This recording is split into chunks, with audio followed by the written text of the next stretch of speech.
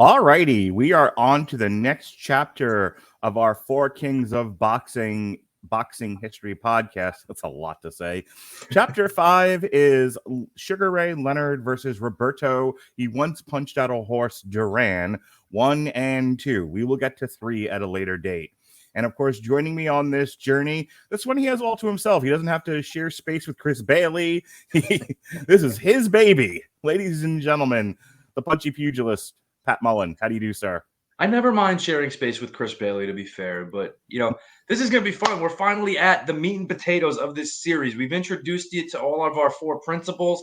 Now they're going to stand across the ring from each other. They're going to get into it. We're going to talk about the fights. We're going to talk about the lead up, the aftermath, everything that's going on at the time. This is exciting. I'm so up for this. Yeah, man, let's get into this.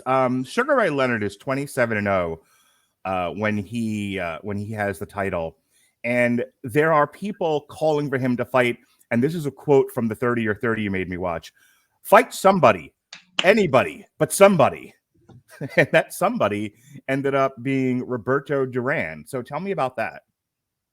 So we kind of talked about the political sphere as it was involved, where we thought we were potentially going to get a match between Leonard and the WBA champion Pepino Cuevas, which doesn't happen because of WBC maneuvering to get Duran, who had moved up as the lightweight champion of the world, to welterweight and fought a couple of, he really fought one really good welterweight contender, and that was former champion Carlos Palomino, and fought a couple of no-namers and didn't look particularly great while doing it. He won a couple of decisions over guys that people assumed he should have finished.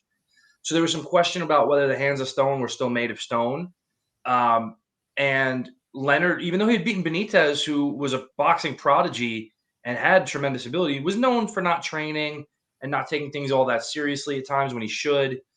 So there was very much, even though Sugar Ray is the 7-up kid and he's an Olympic gold medalist and this is great, the hardcore principles really felt like he hadn't fought somebody that gave him the level of being deserving of the standing he had, being fighter of the year for 1979, whereas Duran was voted fighter of the 1970s, the whole decade. And had carved out that niche with, you bring up Leonard was 25 or 27-0, 18 knockouts. Duran was 71-1 with 56 knockouts. Duran had more knockouts than Leonard had fights to this point. Right. And so the Rodney Dangerfield of boxing, Roberto Duran. But even with that, when this fight was made, the odds makers favored Leonard pretty heavily. The initial odds for this fight are 9-5 in favor of Leonard. And the reasons being because Leonard is the naturally larger man. He's about 3 to 4 inches taller. He has a 5-inch reach advantage. He's perceived to have faster hands in addition to being the bigger guy, when usually the smaller guy is perceived to be faster. And, he fights very much out of the Ali school of maximizing your advantages and minimizing the disadvantages.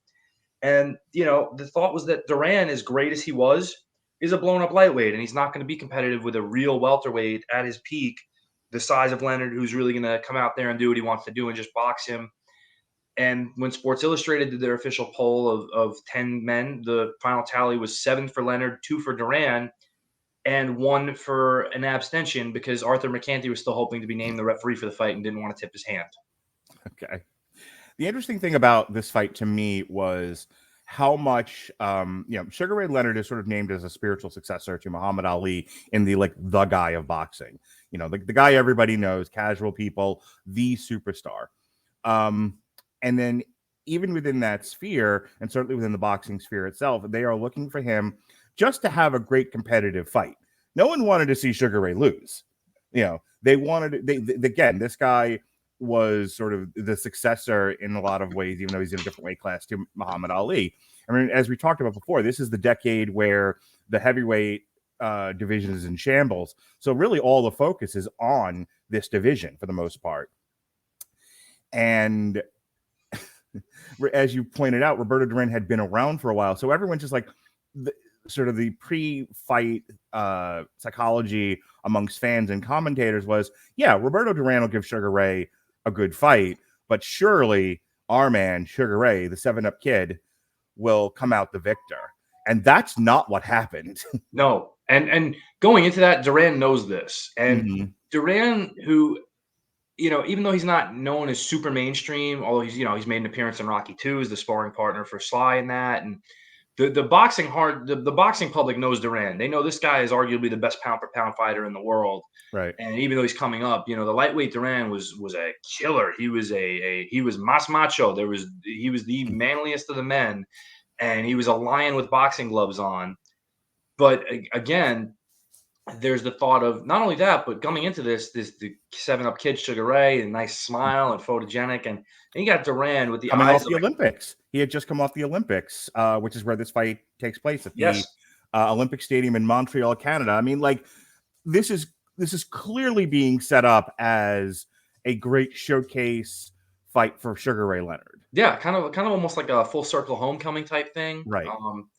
Where he started and where he's going to end up, and Duran's not oblivious to this, and neither is his team. Mm-hmm. So he really embellishes the black hat role in this, and does some things that you wouldn't normally see done, and you just certainly don't really see done anymore. Mm-hmm. So at one point, Leonard's sister Sharon, who had gone up to Montreal with the family and everything for the fight, Duran sees her in the street and gave her the finger, just for no reason, just gave her the finger. And then what he did was he had a spy from his camp, much the way Leonard would always send out a spy to other people's camps to see how they were training. Mm-hmm. He sent a spy out to find out whenever Leonard's wife was leaving to go somewhere so that he could find out where she was going, approach her on the street and say, "I kill your husband, bitch. I kill your husband, you whore." And just really push every manhood button that you can on Ray. Getting into Ray's head. Yeah, and Ray's always said that if Benitez was his introduction to psychological warfare, Duran is where he got his PhD. Sure. Because this stuff went on, and Duran is doing this psychological crap to try to get Leonard to fight his type of fight. He wants Leonard in his face. He wants him to fight and stand, fight like a man. Yep. And on top of that, Duran isn't fond of training at this point.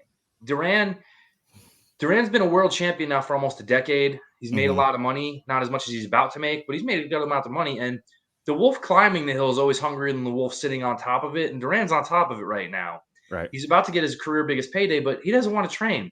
So every morning, Freddie Brown, the real-life Mickey Goldmill, threatens him to go home, that he's going home and he's leaving, and Duran can fight this fight himself, until Duran rushes out of bed and says, "No, Freddie, I run. And what resulted is, for the most part, Duran being in the best shape of his career for the guy who was going to be the most difficult fight he's ever going to see to this point. Mm-hmm. And it's funny because you have all these factors coming into play. Leonard with the public workouts, Duran with the public workouts. And one guy's very specifically being painted as the bad guy. One is the good guy. But Duran got to Montreal first out of these two. And what he did was just charm the entire, city of Montreal by wearing a Bonjour Montreal t-shirt and inviting people to his workouts and just having a blast while he was there, wearing his Mickey Mouse knit cap from Disneyland, Canada. And the people just kind of loved him because he was just open with them. And even though he was doing this stuff, they're like, that's just Roberto. It's so good because, you look at the Sugar Rays and the Muhammad Alis of the world and you think, okay, well, you can either be kind of a Joe Frazier or George Foreman and be a dick and everyone will hate you, or two can play at that game. And Roberto is playing it better than Sugar Ray, who I think comes across as a bit entitled, in the sense that, no, I'm the good guy. I'm the one that everyone's supposed to hey! He does not see Roberto coming mentally or physically. And boy, does that come out in this fight. So this is the Brawl in Montreal, and it's contested between, obviously, the WBC ring and lineal champion, Sugar Ray Leonard, and then, of course, Roberto Durán. And it took place on June 20th, 1980 at the aforementioned Olympic Stadium in Montreal, Canada. So I think Montreal is still trying to pay off the debt for building that thing. Okay, so some notes here. On May 9th, 1980, the highly anticipated fight between the undefeated reigning WBC champion Sugar Ray Leonard and former undisputed lightweight champion and then number one ranked welterweight contender Roberto Durán was announced. The bout was to take place a little over a month after its official announcement, which is really weird. Can we just stop there for a second? Why did they book it so soon?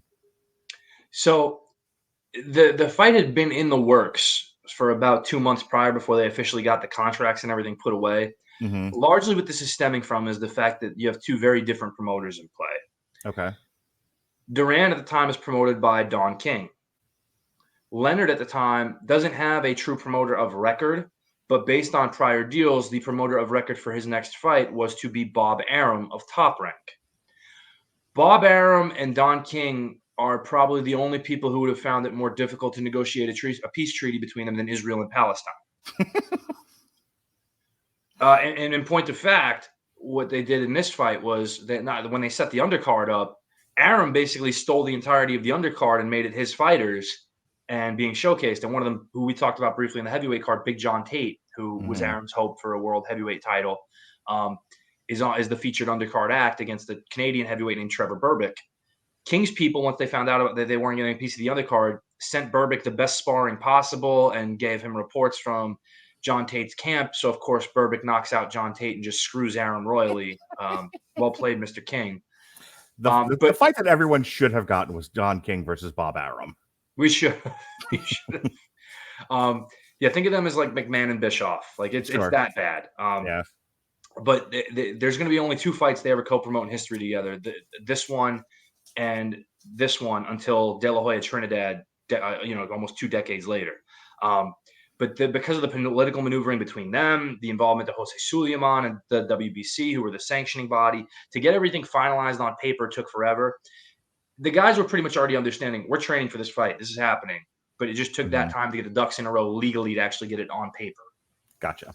Mike Traynor, Leonard's main guy, said he was on a plane between King and Arum, and they refused to actually speak to each other and would only speak to Traynor to say, tell him. It's always a good sign that your negotiations are going well when it's, can you tell Don that we want these items in the contract? Will you tell Bob Arum to sit and spin? Yeah. That's about how it went.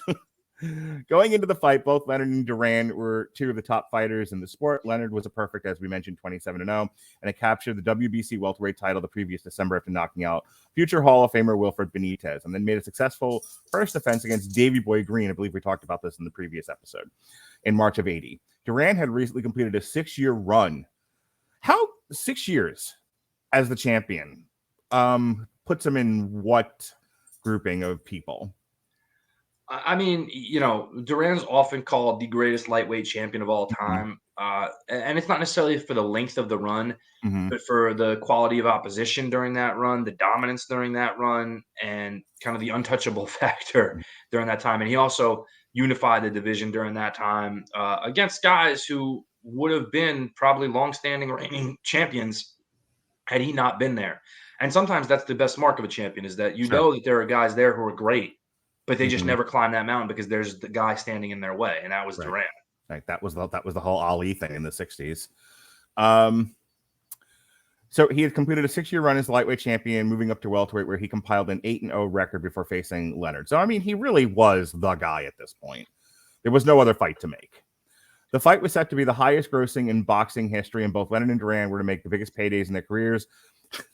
Hey, this should sound familiar, and somewhere out there, Marvin Hagler is, just banging his head into the wall, wherever he may be in this universe.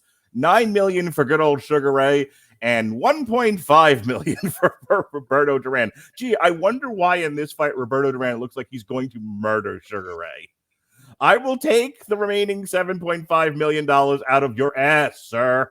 I believe it's what he said to him in the ring. I mean, that's the thing. When they're doing the walk-ups and they have Duran kind of bouncing and getting ready, and he's bobbing and he's doing all this stuff, one of the sports writers, I forget who, was sitting next to Joe Frazier at ringside and says to Joe, "Hey, Joe, does that remind you of anybody?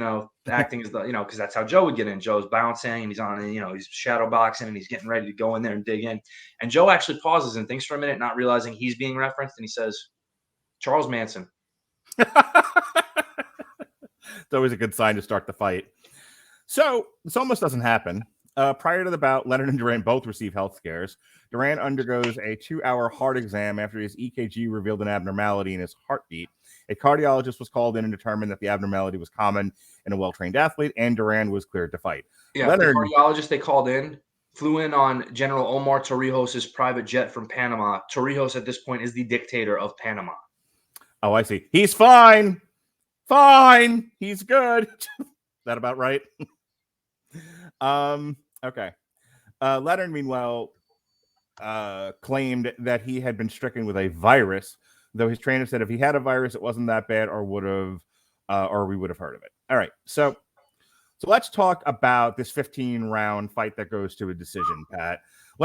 I watched it this morning, and my brief observations, and then I'll let you kind of take over, was, and they talked about this in the commentary too, Roberto Durán successfully did two things.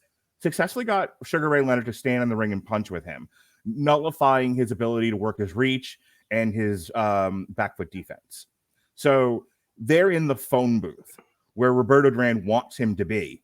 And Roberto Durán all credit in the world to Sugar Ray. He took some hard-ass punches from Roberto Durán, punches that would have knocked down a lesser man. So no taking anything away from Sugar Ray. He just wasn't the better man in this fight. But Roberto Durán beats him up. Like, he lays in some hard punches. Sugar Ray can't get away from him, and he doesn't really try. And he's trying to go toe-to-toe with Roberto Durán, and it does not work. No. Customato pretty much nailed the prediction in this fight and said, I'm picking Duran because if Duran has the willpower to apply his skill set and make it his fight, he'll win. And that's pretty much exactly what happened. Through the psychological ploys and then through Duran's brilliant infighting, because it's not just the beating that he gives Leonard in certain instances. It's a lot about what he can do inside that other guys can't, where his defense inside is so smart. And he's able to just manipulate your body and feel where you're coming with a punch, where he can just move his head just an inch and you've missed completely, and he tears into your body with counter shots. Or the way that even at long range, he's able to move his head very deftly because he can read your rhythm based on where your feet are and can see things coming that guys shouldn't be able to see coming. And Leonard, to his credit, has his moments in that phone booth. There's times where Leonard just stands his ground and lets his hands go, and he's able to back Duran off at a couple points. But it's not until way too late in the fight that he kind of really figures out why Duran is so good inside, where Duran is able to use his hands and hand fight. And Duran can use an underhook and then spin you which way he wants you to, or manipulate your hand, where now he's got your underhook. Your instinct is to tear your head away, but now you're going to his free hand where he's going to club you with it. And little stuff like that in infighting is so brilliant the way he does it. It's an MMA fan will recognize it as basically dirty boxing tenets. And on top of that, he does things where he'll put his head to your chest, and once he feels you move off, he knows where he's safe and you're not.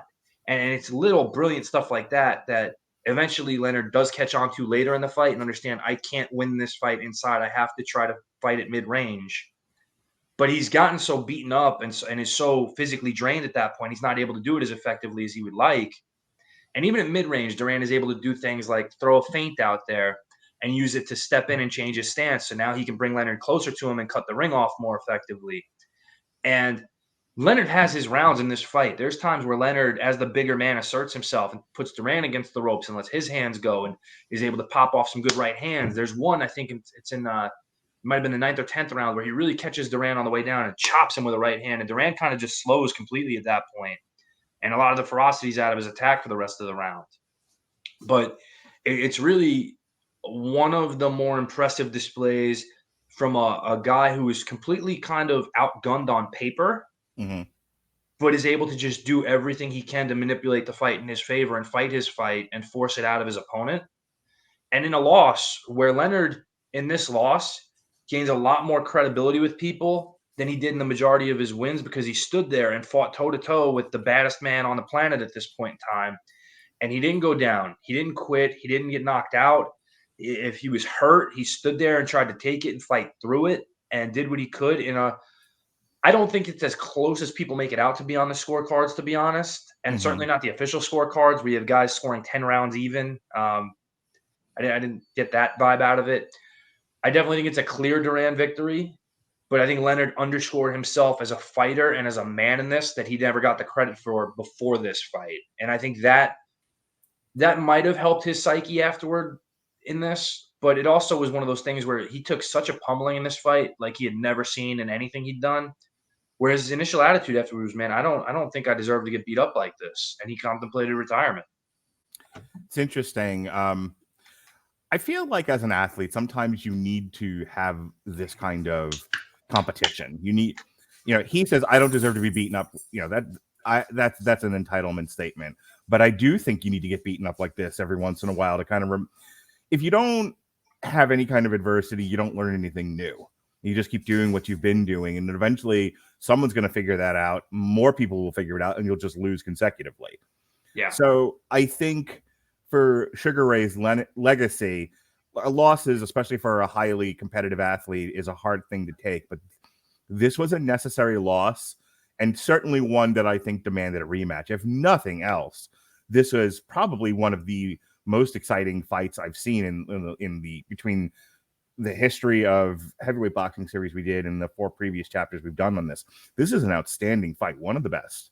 Yeah, the pace is unbelievable. For 15 rounds, they go at this pace, and the energy level, and it's not as though it's just a wild woolly brawl. There's so much technical knowledge that gets dropped between both guys in this, where Leonard does start figuring out Duran's hand fighting ploys, and then starts using his feet and using the middle of the ring to try to turn that advantage his way, or figuring out, like, once Duran's shifting his head positioning, okay, he's going to be here, I can tag him on the way out. And we already talked about Duran's, kind of sticky finger fighting on the inside, and then turning it into, a guessing game where, okay, your head's here, my hand's here we go, boom, and just ripping off those counters with his shift steps and everything. It's boxing at its highest level, but at its most exciting level at the same time. And that's what really makes a great, great fight, is when you have all those elements coming together. And on top of that, you have it between the 2 biggest superstars, that you do in this fight, with almost perfect records. Between them, they've got almost 100 wins together, 1 loss that's been twice avenged. It's everything coming together that you would hope for in a super fight, where you got the principles you need, the environment you need, everything you need. They just have to produce the fight you need, and they did, and it was incredible. And Duran goes 2-0 on the night because he knocked out Leonard's brother after the fight with a bare hand. It's the best you could want from boxing, and you want as a fan most boxing matches to be this. They can't all be like this. Sometimes you have to have a Canelo on his way to unifying the titles. Sometimes you just have to have, you have to have a sloppy brawl. Like, there has to be variety or nothing is special. But ultimately, I think both boxing fans and casual fans, this is what everybody hopes for when a big time fight gets put on. So just to sort of close out this chapter within a chapter, it's a unanimous decision victory. Duran lands and throws more punches for a 35% success rate, while Leonard, who abandoned his usual slick boxing style and went toe-to-toe with Duran, as we've been talking about, landed 273 for 753. Jesus. Pat, on average, how many punches get thrown in a fight? Not that many. It's crazy. You throw 753, the other guy should be dead. And yet he wins the fight for a 36% rate. Leonard would make adjustments late in the fight. Duran had built a large enough lead by that point in the fight to win on the scorecards. He would win 145 to 144, 148 to 147, and 146 to 144. And just to put the final exclamation point on poor Roberto Durán and his I don't get no respect. What was the initial reading of the results, Pat? A majority decision, as one scorecard was incorrectly read as a 148 to 148 draw. I'm surprised Roberto Durán didn't dive over the ropes to murder that. He was too busy punching Roger Leonard, who rushed him after the fight, who he knocked unconscious. Nice. And then grabbing his crotch and pointing at Leonard's family in the front row. What was the line Roberto gave to Sugar Ray? After I'm done with you, I'm going to bang your wife, or something along those lines? At the weigh-ins, after I fuck you in the ring, I'm going to fuck your wife. Awesome. That almost ranks right up there with I'm going to eat your children. I need these on I thought you were going to go with if you were going to go Tyson, I'm going to fuck you till you love me, faggot. Well, I mean, that's third. It's I'm going to eat your children. After I'm done fucking you, your wife's next. And then I'm going to fuck you till you love me, faggot. Anyway, if you're a boxer and you're is there any surprise at this point that this is the fight where Mike Tyson was like, this is what I want to do and that's the guy I want to be? Not a doubt in my mind. If you're looking for taunts and I'm gonna fuck you till you love me, faggot doesn't work for you, maybe you should try Grammarly. Grammarly's AI-powered products help people communicate more effectively, unlike what Tyson did. Grammarly helps you write mistake-free on Gmail, Facebook, Twitter, LinkedIn, and nearly anywhere else you write on the web. Grammarly corrects hundreds of grammar, punctuation, and spelling mistakes while also catching contextual errors, improving your vocabulary, and suggesting style improvements. To download Grammarly today, go to getgrammarly.com/W2M Network. Again, that's getgrammarly.com/W2M Network to download Grammarly for free. My God, we worked the Grammarly plug into that. Sure did. All right. So I want to talk about Joshua Andy Ruiz for a second, because Randy Ruiz wins the titles from Joshua, all but the WBC, which was not on the line at the time. And they are set for a rematch in Saudi Arabia. Joshua wants titles back. The problem with Andy Ruiz is he does not really train for this, and he ends up losing the next fight. And that's our introduction into the next half of this podcast.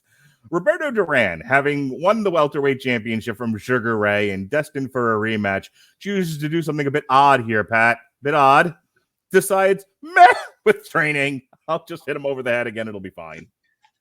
Well, yes and no. Okay. So Duran is known at this point in time in boxing circles for after he wins a fight, he's going to live high on the hog for a little while. And it's not uncommon among guys who grew up in complete poverty, and now that you have all this around you, like, yeah, time to party. Let's go. Yeah, ice cream, champagne, hookers. Let's do it.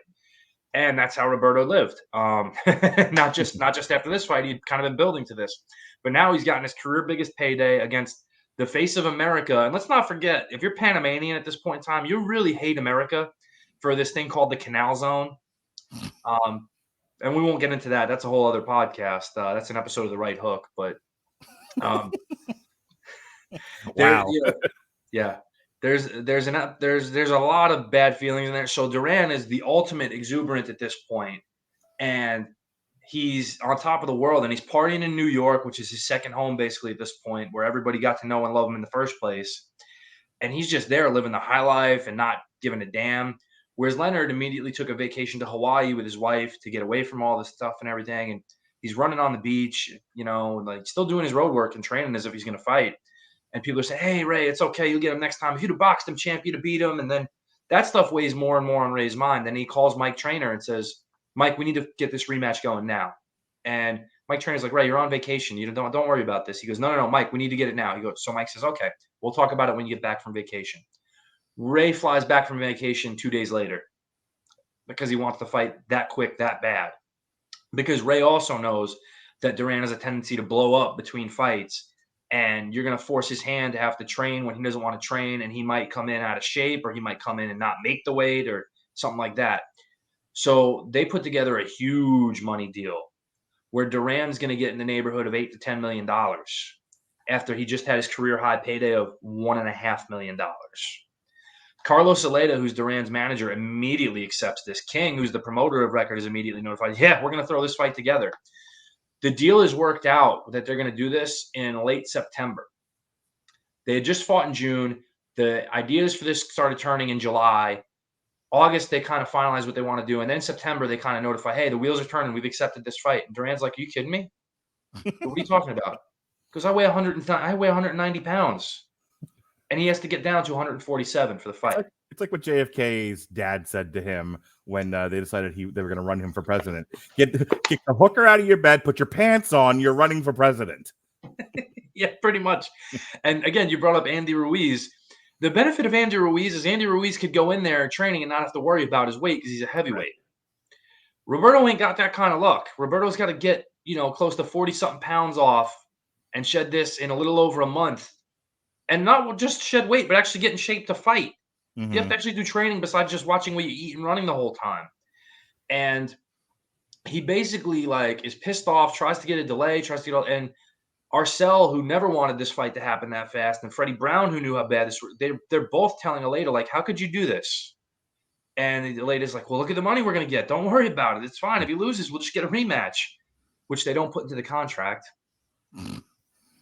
But, and that'll be a ploy of Leonard's too. But this guy who had just been gorging himself and living the high life and letting his pants, rip elastic bands, now has to get into shape to not just fight, but fight a guy who he had to basically be in the best shape of his life for to win a competitive fight against. A guy who's now even more motivated this time around because he's been beaten and he wants to avenge himself. So you have these factors in place, and Roberto just trying to knock the belly off of himself. It's not a great situation if you're Duran or in his camp, and you got to realize this. Meanwhile, Sugar Ray changes up his training, starts looking at what happened, acknowledges the fact that he was psychologically beaten before he even got through the ropes, and then opt to correct these things. I think they're telling him on the way to this fight and during this fight, hey, taunt Duran. Don't let yourself get baited. You do the baiting, and it works tenfold. That actually came from his brother Roger. Mm-hmm. And if Roger, who was good for nothing else, was at least good for that, where Roger understood the mentality of Duran and said, if you taunt this guy and you prod him and you insult him and his manhood and you make it a circus for him, he's gonna get discouraged. He's not gonna get angry. He's gonna get discouraged. And Ray in the back of his mind is saying, taunt Roberto Duran? No, he's gonna kill me if I do that. Right. Because it had been such a thing. You don't want to taunt this guy who's the killer, this maniac. You make him angry. Why do I want to make him angry? No, I don't want him angry. He's already angry. But it's something that is going to obviously play hugely in this fight. Right. And the other part of this is that Dave Jacobs, who had been Ray's trainer of record and really oversaw a majority of Ray's camp, split with them before this fight. And a lot of people think of Angelo Dundee as the trainer of Ray, but like we established, Angelo is very similar to Ray Arcel in Duran's camp, where they kind of oversee the strategy that's going to be used, and they only come in to polish off over the last 2-3 weeks of camp what, in Duran's case, Freddie Brown and Louis Enriquez and Plomo Quinones had started, or in Leonard's camp, what guys like Mike Trainer had overseen as far as the training on the back end, but guys like Ollie Dunlap and Odell had seen and done there. So Jacobs was out, which was a shame, but it was Ray kind of streamlining things and making his camp as good as it could be. And Angelo got a little bit more hands-on and involved. Angelo would normally only show up 2 weeks. He's showing up 3 weeks now to make sure Ray's in shape, because Ray knows how to train. Mm-hmm. Ray knows what it takes. And it's Angelo's ultimate goal there is strategy, fine-tune, let's get it going. So when Angelo shows up and Ray's already at 160 pounds and it's 3 weeks before fight time, that's a pretty good margin to be at. And Angelo's like, okay, he's here, he's ready, he's going to do this. All right, so it's originally billed as the Super Fight, but everyone knows it as the No Más Fight, and we'll talk about why. This takes place on November 25th, 1980 in the Superdome in New Orleans, where a lot of Mid-South wrestling took place. A lot of Mid-South wrestling took place there. Yes, sir. By the way, the purses for this fight, we went from $10 million guaranteed from the last one. This one's now a $14 million guarantee, with Duran guaranteed $8 million minimum, Leonard guaranteed $6 million minimum. Wow. So Duran gets the champion share of the purse this time, but there's some concessions along the way, such as when the fight happens, the size of the ring in which the fight happens. Mm-hmm. And there's an interesting thing that happens to the ring in this fight too. Go ahead. I'm guessing it was made bigger to benefit Sugar Ray. Yes. But also, during the second round of the fight, the center of the ring starts to sink in. And Bobby Goodman, who's an event coordinator, notices this during the fight and like, oh my God, this could be bad. Bobby rushes under the ring to try to find this center pole that's holding it together in the ring and gets it. Between rounds, he enlists 12 football players from LSU that he had invited as guests to get the ring stabilized and hold it up. And they did a fantastic job of doing it, because to the broadcast, you don't really notice it. All right, so this thing goes about 8 rounds, and I'm going to pitch it back to you to talk about this, because really what we need to talk about is the end of this fight. But basically, Sugar Ray goes back to doing what he does best. He makes Roberto Duran chase him. He's able to slip in combinations. Roberto Duran is having difficulty repeating the success that he had in the first fight. And on paper, what's been recorded in history is that in the 8th round, Roberto Duran said, no more, no mas. Take it away, Pat. So we'll go back to the psychological aspect of things a little bit. Mm. Mark, do you know what song was played in the ring to kick off this fight and who sang it? No. It was America the Beautiful. by Ray Charles. Ah, yes. They're not singing the Panamanian national anthem. They're singing America the Beautiful by the guy Sugar Ray Leonard is named after. During the course of that, after the song, Duran's kind of looking like, what the fuck is this? Ray Charles is led over to Sugar Ray Leonard and hugs him and kisses him on the cheek and said, I love you, man. Go kick his ass. You want to talk about like setting a psychological tone and an advantage in place to start with. Right. It's a pretty good place to start. Yeah, this is the Daffy Duck Elmer Fudd fight at this point. With Roberto Duran as Elmer Fudd. And you watched the No Más 30 for 30 documentary. So you saw at the weigh-in when Duran had his black cowboy hat on, embracing that image. You also see he's got a thermos with him. And he's constantly drinking out of this thermos. He's drinking beef broth out of that thermos because he's so dehydrated from making weight. Right. And Angelo Dundee immediately picks up on this, knowing what's going on. So he's drinking beef broth and he eats 2 whole oranges before he even leaves the weigh-in. He goes and gorges himself in a press conference meal with 2 steaks and a bunch of other crap that he just shovels down his throat because he's so emaciated and dehydrated from trying to make this because he'd been taking diuretics, all kinds of crap to get down to the weight limit. And he weighed in at 146, Leonard 146. But Leonard never had a problem making the weight because Leonard stayed in shape. He didn't let this success go to his head or lack of success go to his head. He got motivated and got his ass in gear. So in the course of the fight, Leonard definitely starts out differently. One of the things that is immediate that he picked up on from the first fight is that Roberto is a lot of times able to figure out where Ray's going by watching his feet. Mm-hmm. So Ray has to disguise his movement. And what he does is he squares up more, which technically would leave him more vulnerable if Duran's able to get in. And there's points where that happens, but it also makes his movement much harder to guess. And he's going side to side to side to side. And it's one of those things where he figures it out, but he's discouraged because he doesn't really hurt Duran or do any damage to him during this point. He just kind of makes him have to chase him a lot, but he doesn't really damage him.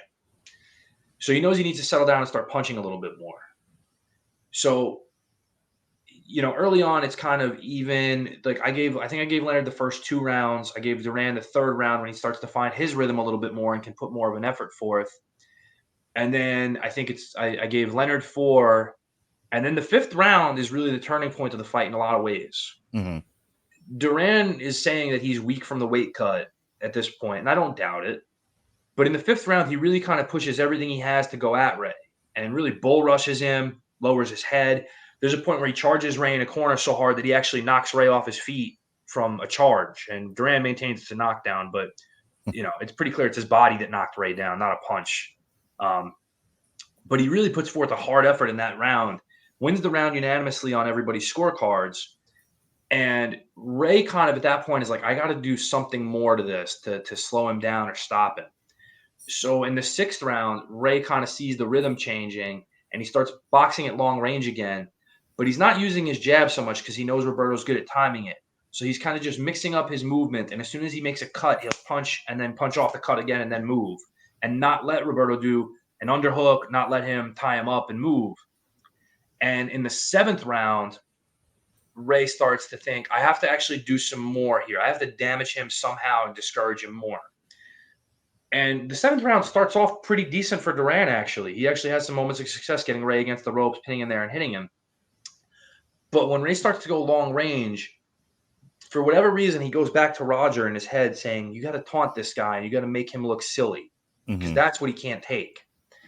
And Ray starts doing little things, starts sticking his chin out and making Duran try to lunge at him, and he's not there, and Ray moves and starts doing that. And he's not doing damage, but he's making him in his head start to question things. And the big moment in that round is when Ray winds up with the bolo punch like Apollo Creed and pops Duran with a jab from the other side.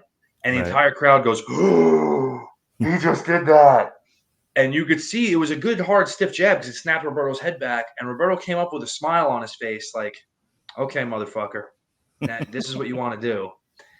And then he starts doing little stuff. And in the next round, Ray starts to compound this more and adds in an Ali shuffle after he moves and is really doing a psych job on Roberto very hard. At one point leading up to this, he actually, I think he like patted Roberto on the head. Yeah. Like Roberto got him with something, and I think it was just as the round was ending, and Sugar Ray kind of gives him a "Aren't you adorable?" Aren't And you cute, little guy? Roberto Durán looks like he just wants to leave at that point. Like Yeah. you could start to see how all of this has now caused Roberto Duran's psyche to crumble. Oh yeah. Because when Sugar, it's why I'm making a big deal about this. When Sugar Ray touches him on the head, and Sugar Ray's just like, "We're all having fun here." Roberto Duran's like, "I don't even want to be here anymore." Yeah, there's not the response of taking a swipe at him Right. from that. And I think that's so calculated in Ray's mind, like, oh, he Mhm. didn't retaliate.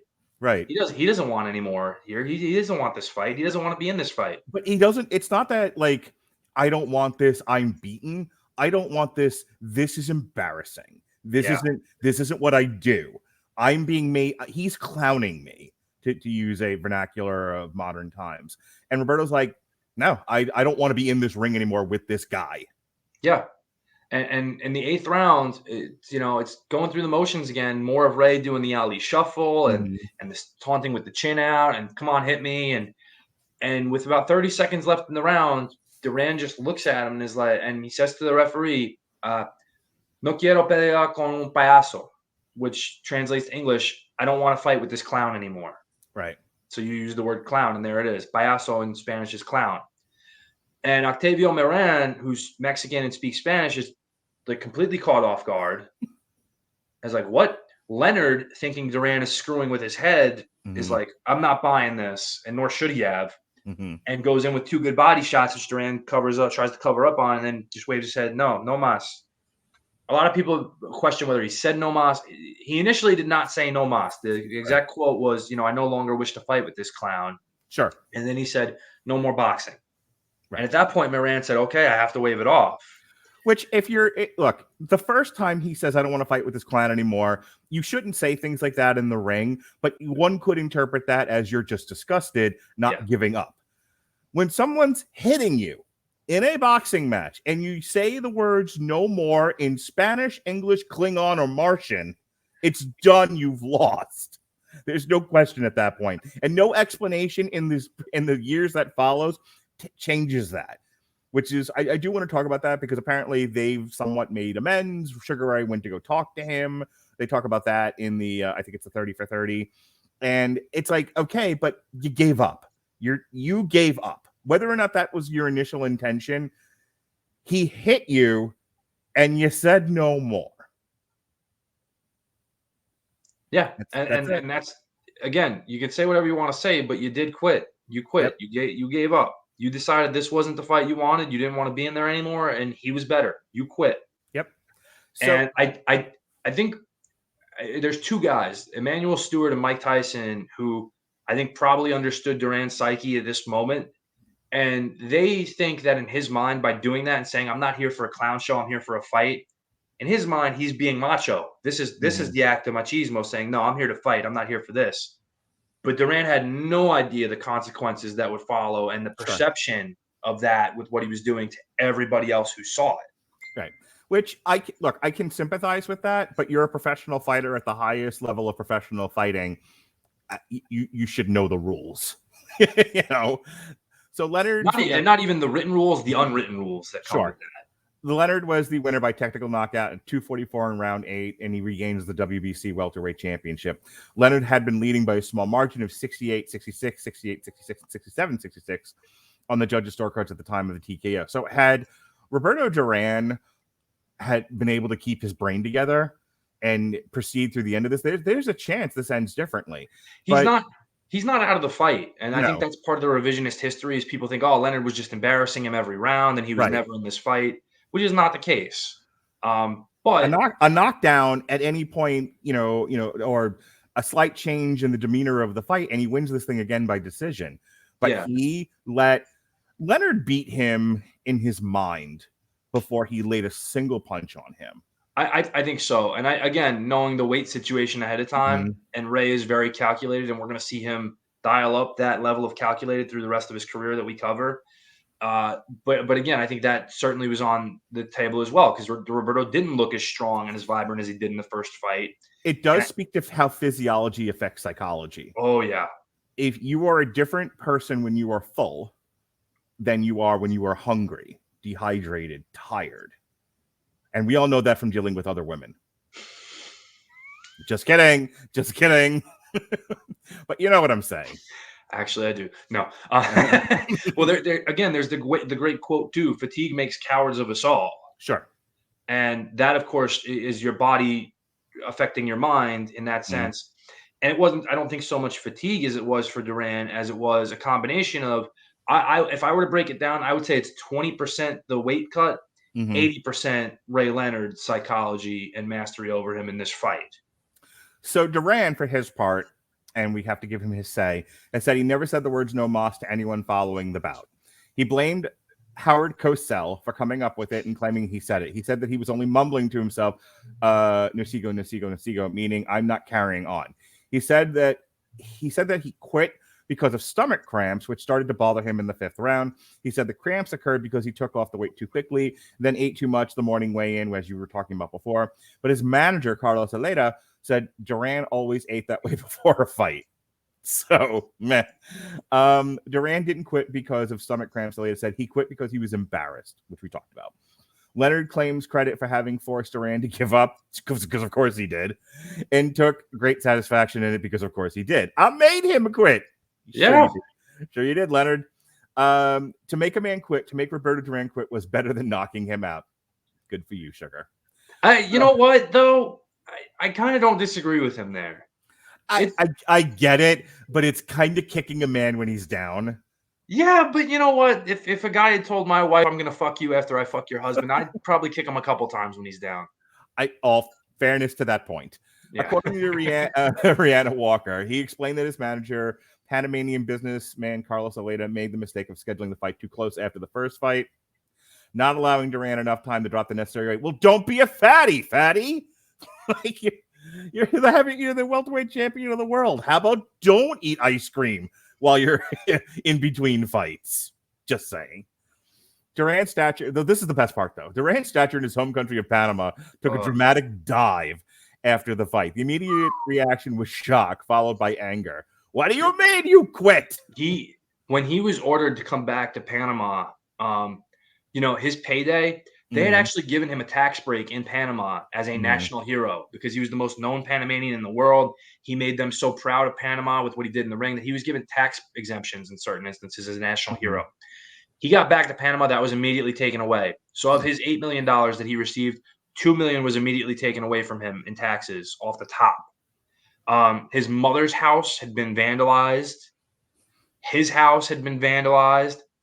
People threw rocks at him when they saw him in public. They would call him a quitter, a coward. They would say maricon, which in Spanish is basically faggot in Spanish. Right. It's a very, very bad word. It's not a slur towards a queer person so much as it is saying you're not a man.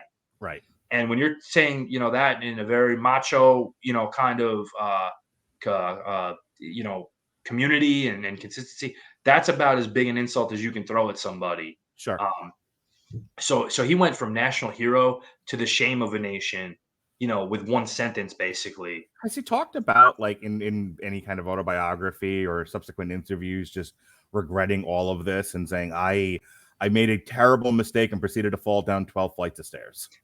He basically says that, like, in the book Hands of Stone, which is written by Christian Judice, which is his it's not an autobiography, but it's his biography as detailed by someone else that he's interviewed for. He says, like, he had no idea the impact doing what he did would have. And, in hindsight, he probably wouldn't have done it that way. Sure. Based on what happened, obviously, hindsight being Right. 2020. And he said, I know he said the one thing he felt most bad about was he felt bad about letting the people down. But when the people vandalized his mother's home, he said, fuck the people. Yeah, and I agree with him there. There are lines you don't cross. Here's what I'll say. I think in his mind, warped as it might have been at the time, that Leonard's the one acting less than masculine. So if I quit, people will sympathize with me because I'm not fighting a real man. But boy, is not the perception. Yeah. Again, Emmanuel Stewart and Mike Tyson kind of both felt the same way about that, thinking that was his mentality. And even for us, like, you're an actual clinical psychologist. I'm just an armchair one. But we both kind of see that in his head, like, okay, he's here for a fight. He's not fighting a fight. He's doing a dance and a poke and all this stuff. Right. I'm not here for this. Fuck this. And the people will be on my side. And I think that's the critical element is if I mean, you're making split second decisions in there. So I don't know how much thought he really put into this. But but honestly, if you look at it, I think he's contemplating this since the 6th round, to be honest. Sure. And so I'm thinking, you know, he gets in there and he says, okay, everyone else has to see what I'm seeing, right? I mean, I don't want to go off too much on a tangent here because we're just about done.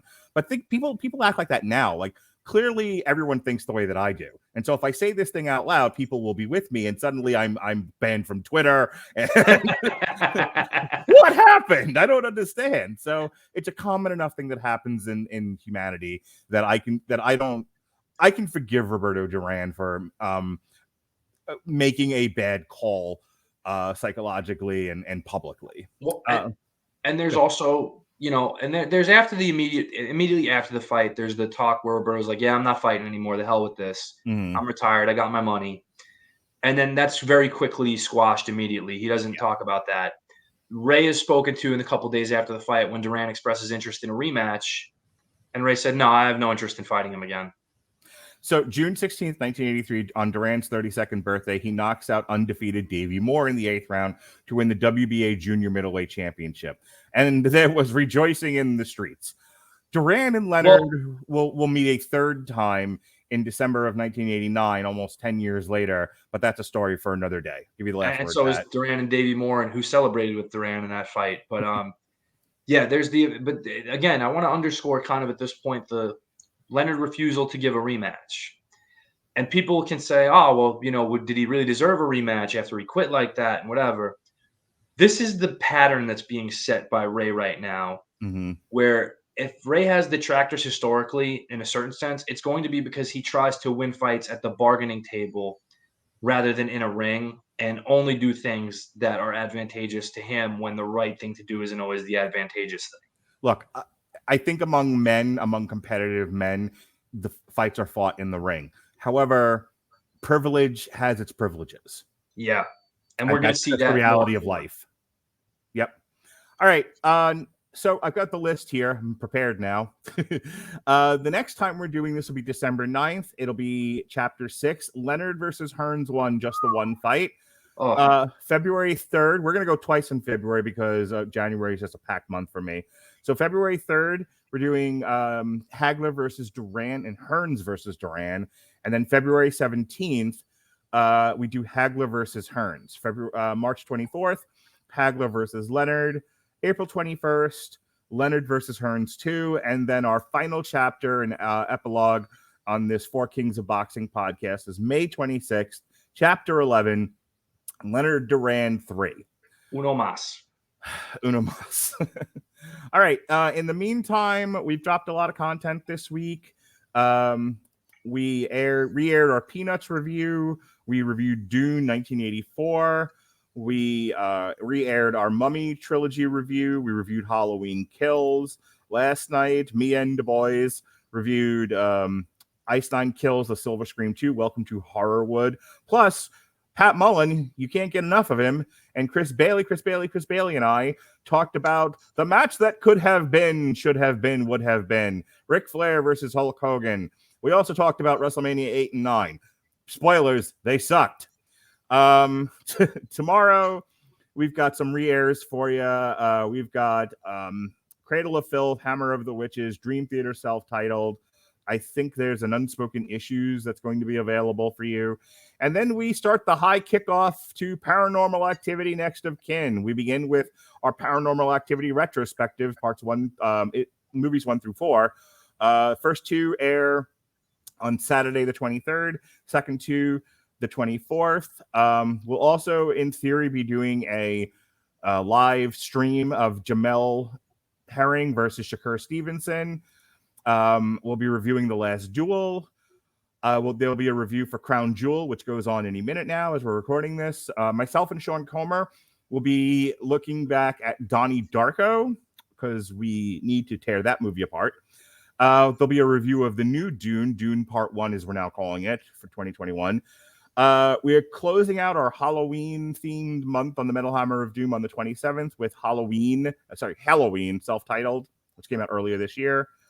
There'll be a re-airing of our Damn You Hollywood for Paranormal Activity, The Ghost Dimension. Plus, I took my kid back then to go see Gem and the Holograms. You'll find out which one was more terrifying. And then finally, spoilers. Finally, myself and Gavin Napier will review the second season of Ted Lasso. All right, what do you got going on in your world, Pat?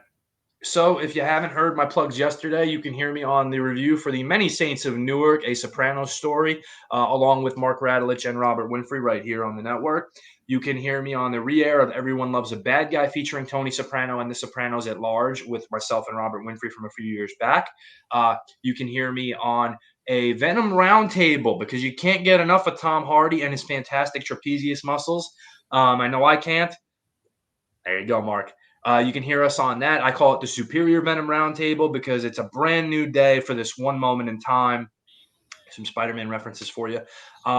You can hear me on the Mania of WrestleMania along with Mark and Chris Bailey, where we discuss two of the worst WrestleManias in history and a collective low point in the industry that caused Mark to walk away for a little while from wrestling. Goddamn right. Aside from that, you can kind of hear me on the archives here and everything else. WrestleMania 8 and 9 are so bad, Brian Pillman has to pull a gun on Steve Austin to bring me back. Anyway. Once again, firearms saved the day. A lesson to be learned. And that's where you can catch me at the moment. You can follow me here on the Four Kings of Boxing podcast. Mark and I are going to have to start talking about what we do after we close out this chapter soon, too. And just for the record, I did watch the Showtime series, and it stunk. Yeah, we're doing a much better job of capturing the essence of what happened with these four men over a decade. So with that self-aggrandizing plug out of the way. Mark, what are you listening to with music these days, by the way? Good question, Pat. Very good question. Because I haven't heard a good Metal Hammer of Doom, and you mentioned Halloween, but I want to know what you're listening to. Well, I'll tell you, Pat. This weekend, as a matter of fact, as we're recording this tomorrow, a new Bullet for My Valentine is dropping. New Cradle of Filth. Hey, a new Duran is dropping. How about that? Wait a minute. Duran. Where can I listen to this Duran? You can listen to the new Duran album, Future Past, and all the previous Duran albums, because who doesn't love Duran on Amazon Music Unlimited? And we're happen to be giving away a free trial of the Amazon Music Unlimited service if you click the link in the description of this podcast at amazonmusic.com/W2M network. You try it out for 30 days, you like it, you keep it, you don't, you cancel it. No fuss, no muss, no contracts. It's as easy as pie. If it's free, it's for me because I'm hungry like the wolf. Incidentally, Pat, we are making available through our W2Mnet.com website old episodes that were never on there before. So they're all previously aired episodes, but they've never been on the site before. And I just put up a new one today because Body Count's in the house. Yes, Body Count. Because you can't get enough iced tea on SVU. No, that is correct. So you can check out our episodes on Body Count Bloodlust and our episode on Carnivore, currently on W2Mnet.com, and then you can listen to them using your free trial of the Amazon Music Unlimited service. And with that, thank you, Pat. If it wasn't for you guys, I would never remember the plugs. Be well, be safe, and behave.